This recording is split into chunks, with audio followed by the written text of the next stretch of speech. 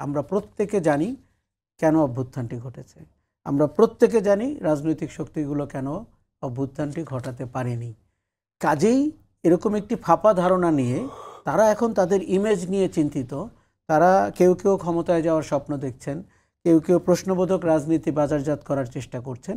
এই সব জায়গা থেকে সরে গিয়ে তাদেরকে কিন্তু ঐক্যের জায়গায় আসতেই হবে।